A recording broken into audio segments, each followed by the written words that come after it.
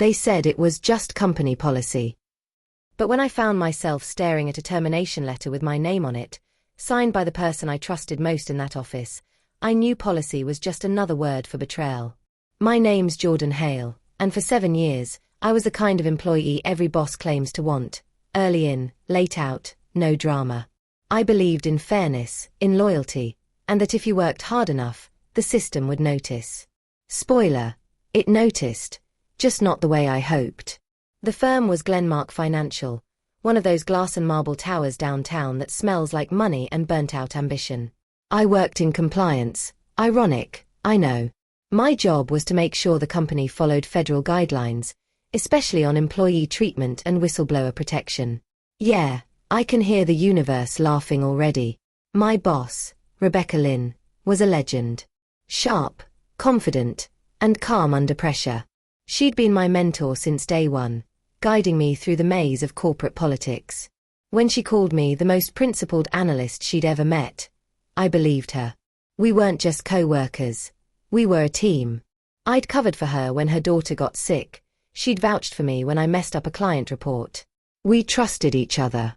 Or at least, I trusted her. Then came the policy change. A quiet little memo from HR, full of dense language and fake smiles. It restructured departments, adjusted reporting lines, and added new performance metrics. To everyone else, it looked like a normal corporate reshuffle. But I noticed something. Certain people, mostly those who had spoken up about shady practices, were being reassigned to evaluation tracks. Including me. I mentioned it to Rebecca over coffee one morning, trying to sound casual. She smiled, tight, careful, and said, "Don't worry, Jordan. It's not personal. Just policy."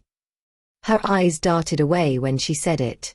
I told myself I imagined it. Over the next few weeks, the atmosphere changed. Meetings I used to be invited to vanished from my calendar. Reports I submitted came back incomplete, though they weren't. Rebecca started CCing HR on even the smallest updates. And when I walked by her office one evening, I heard her voice through the cracked door. "He's starting to ask questions," she said. A pause. Then, quietly, "I'll handle it." That was the first time I felt it. Cold, heavy, and quiet. The faint shadow of doubt. At first, I told myself it was just stress. Corporate transitions make everyone act weird, right? But looking back, those tiny moments weren't coincidences. They were red flags waving right in front of me, ones I kept trying not to see. It started with the meetings. I'd walk into the conference room with my notes ready, only to find the chairs filled, Rebecca at the head of the table, and my name missing from the invite list. When I asked her about it later, she'd smile that polished, managerial smile. "Oh, Jordan, it was just an oversight. I'll make sure you're looped in next time." But next time never came. Then came the data audits. Suddenly, Rebecca began reviewing my compliance reports before they went to corporate. It wasn't protocol. We'd always trusted each other's work. Yet every file I sent came back marked in red, with comments like tone too assertive or avoid unnecessary scrutiny. Avoid scrutiny? That was literally my job. The office chatter didn't help either. People I used to grab lunch with started avoiding eye contact. Conversations hushed when I entered the break room. Someone even removed my name from the shared project tracker. When I brought it up to Rebecca, she said it was part of the streamlining. "Don't overthink it," she told me, tapping her pen against her planner. "You're still valued here." But her tone was clipped, too measured, too deliberate. Like she'd practiced that line in advance. One night, while finishing a report, I noticed a forwarded email chain from HR that shouldn't have landed in my inbox. It was brief, just a few lines buried deep in a thread. "Rebecca, proceed per policy. We'll support any documentation needed." My heart pounded as I read it again. Any documentation needed. The message had been recalled seconds later, but the damage was done. I sat there, staring at the glowing screen, wondering if my mentor, the woman who'd once called me family, was quietly building a case against me. Still, I refused to believe it.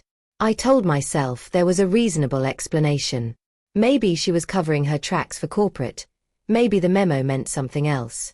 But deep down, a quiet dread started to grow. The next morning, I caught Rebecca watching me from across the office. Not in a friendly, "Hey, how's your day?" kind of way, but with a calm, assessing stare, the kind that measures risks and outcomes. When our eyes met, she smiled and said, "Coffee later." Her voice was warm again. Too warm. And yet, I said yes. Because part of me still wanted to believe she was on my side. That the person I trusted most wasn't quietly sharpening the knife. That coffee meeting was supposed to clear the air. Instead, it lit the match. Rebecca chose a corner table at the cafe across from Glenmark's tower. "Neutral ground," she said. But everything about her felt scripted. Her blazer was immaculate, her tone disarmingly calm. She even ordered my drink for me, like nothing had changed. "Jordan," she began, folding her hands neatly. "You've been drawing a lot of attention upstairs. Compliance loves your thoroughness, but some people think your recent reports come off as a little combative." I frowned. Combative. I've been documenting policy violations. That's literally. "I know," she interrupted softly. "But corporate doesn't always appreciate blunt honesty." The words hung in the air like smoke. I stared at her, trying to find the mentor I once admired, the woman who told me integrity mattered more than convenience. But her eyes had the cold clarity of someone who'd already made a decision. "Rebecca," I said slowly, "did you report me?" She didn't answer right away. Just looked down, stirring her coffee as if waiting for something. Then, with a sigh that sounded rehearsed, she slid an envelope across the table. My name was printed neatly on it. Inside, a formal disciplinary notice. Unprofessional conduct. Disruptive behavior. Failure to comply with policy communication standards. I felt my chest tighten. "You wrote this," I whispered. Her silence was confirmation enough. I scanned the pages, each one twisting the knife deeper. Every email I'd sent about safety violations, every concern I'd raised about management ignoring compliance law, was reframed as insubordination. She'd built a paper trail, one carefully designed to make me look like a problem. "You told me to document everything," I said. My voice cracked. "You said it was the right thing to do." Her expression softened, almost pitying. "It was the right thing, Jordan. But right doesn't always mean smart." There it was. The truth, stripped of all pretense. She'd sold me out, not because I was wrong, but because I was inconvenient. Glenmark had been under investigation for retaliation claims. They needed a scapegoat, and Rebecca, the loyal department head, was happy to hand them one.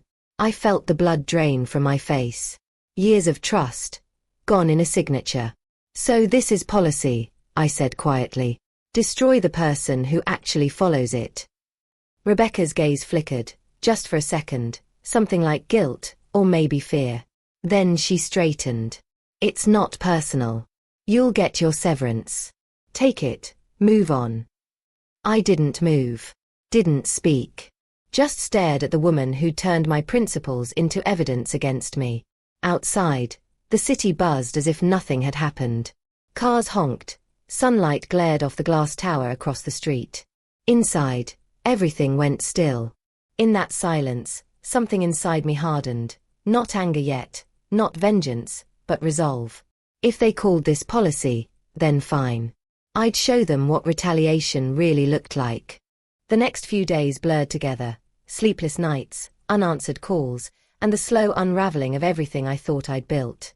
I cleared out my desk in silence. HR stood by like security guards at a crime scene, watching as I boxed up my life, framed certificates, a coffee mug from Rebecca's first promotion, a stress ball shaped like the company logo. The firm's glass walls reflected my own hollow expression back at me.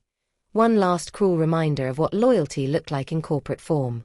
When I walked out of Glenmark Financial for the final time, the automatic doors hissed shut behind me, sealing the chapter like a tomb. That night, I sat in my apartment surrounded by cardboard boxes and legal documents, trying to make sense of it. I'd done everything right. Reported violations discreetly, followed every rule, trusted the system, her. And for that, they'd erased me. My phone buzzed, An email from HR. Subject: Reminder, Exit Compliance Agreement. Attached was a document demanding my silence. I was to avoid public commentary on internal matters, and in exchange, I'd receive a discretionary severance payment. They called it policy. I called it hush money. I was about to delete it when I noticed the footer, a small line of metadata Rebecca must have missed when forwarding internal files.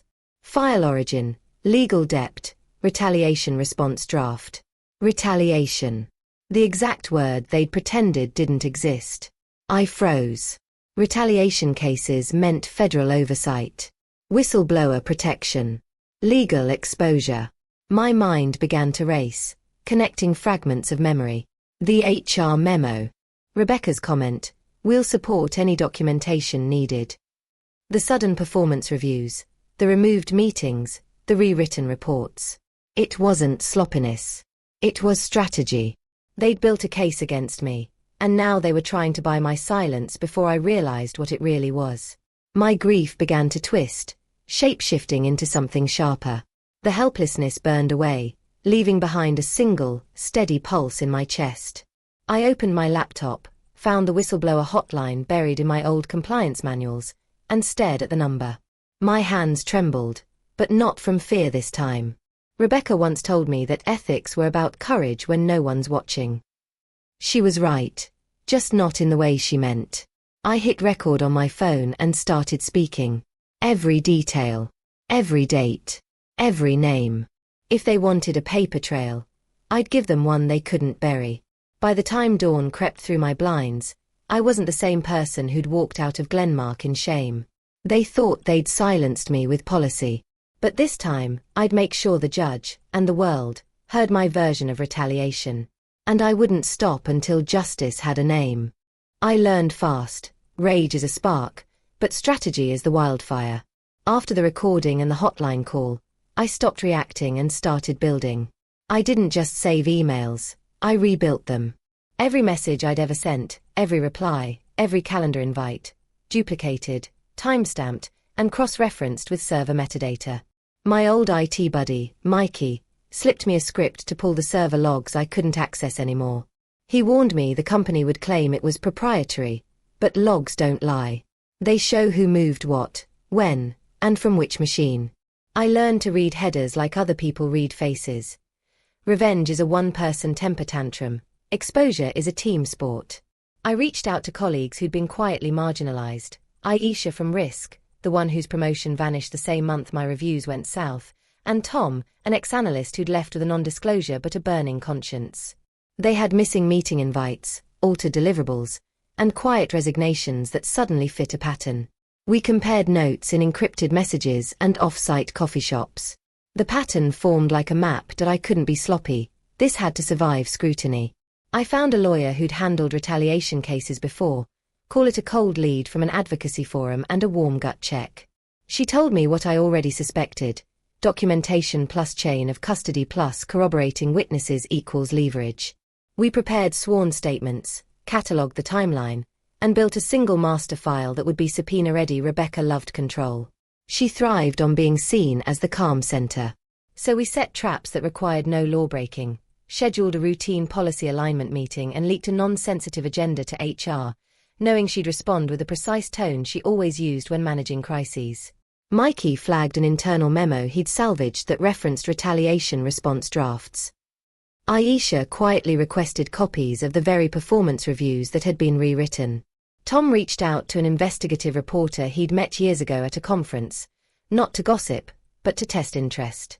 The reporter asked the right questions. Curiosity became constraint. Everything I did was surgical, not theatrical. I didn't want to ambush her. I wanted the system to reveal itself. If Rebecca sat under the weight of her own documentation, the law would do the rest. My goal wasn't to humiliate her in public. It was to make the evidence unavoidable. Meanwhile, Rebecca carried on like the captain of a ship that had already weathered every storm. She gave interviews to internal comms, smiled in town hall videos, and praised new policy efficiencies. To anyone watching, she was steady. To those of us who'd been erased, she was sitting on a bomb we were slowly arming.